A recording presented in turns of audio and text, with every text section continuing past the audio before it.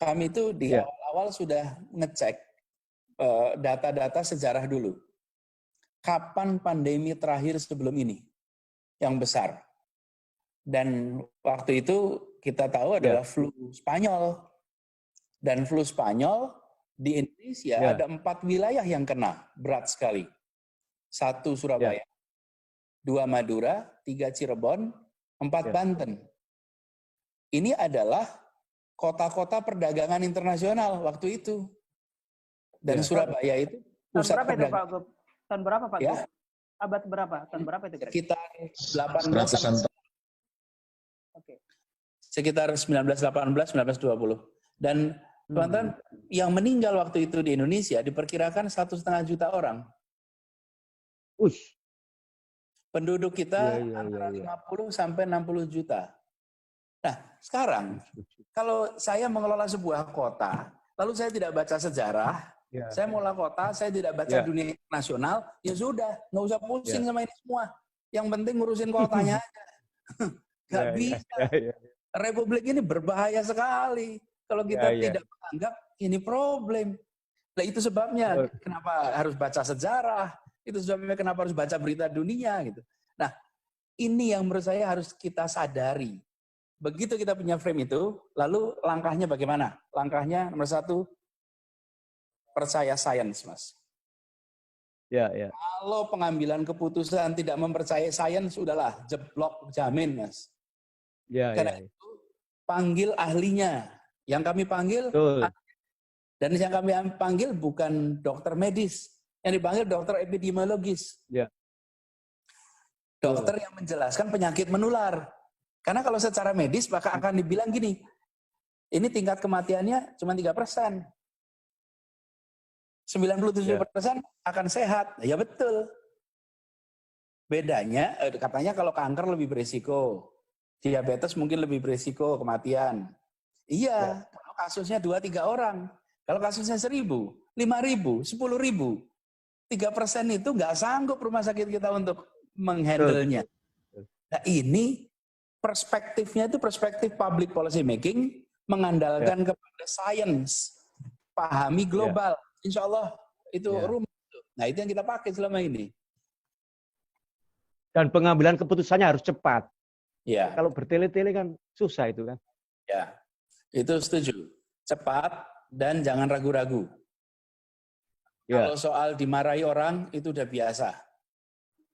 Resiko ya. Itu udah biasa. Yang penting jangan dimarahin sama Tuhan. Dan jangan dimarahi sama sejarawan. Itu penting. Pak Anies, satu lagi Pak Anies. Pak Anies, di musim PSB ini, bagaimana protokol di pasar-pasar tradisional kita Pak Anies? Jarak antara penjual dan pembeli, jarak antara pembeli dengan pembeli yang lainnya, apakah sudah ada ketentuannya Pak Gubernur? Oh, kalau ketentuan ada. Penegakannya itu yang setengah mati, Mas. Ngatur ribuan orang, manusia ya? Iya. Itu tadi. Karena itulah penting bangun kesadaran. Kalau kita sadar betapa besar risiko dari penularan itu, betapa sering kita tidak mengetahui tanda-tandanya. Sekarang malah udah ada istilahnya kan, OTG, orang tanpa gejala. Nah itulah. Jadi ini tuh menghadapi virus ini itu tidak bisa hanya pakai aturan pemerintah, petugas pemerintah, tapi ini butuh kerja setiap kita, setiap kepala keluarga.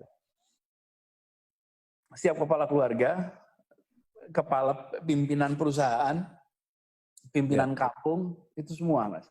Jadi, nah kita melihat dengan pembatasan yang seringkali dilanggar, akhirnya yang paling pokok, masker dulu dah. Kira gini, kalau karantina wilayah belum bisa, ya karantina wajah dulu dah. Gitu. Ya ada wajah pakai apa? Masker.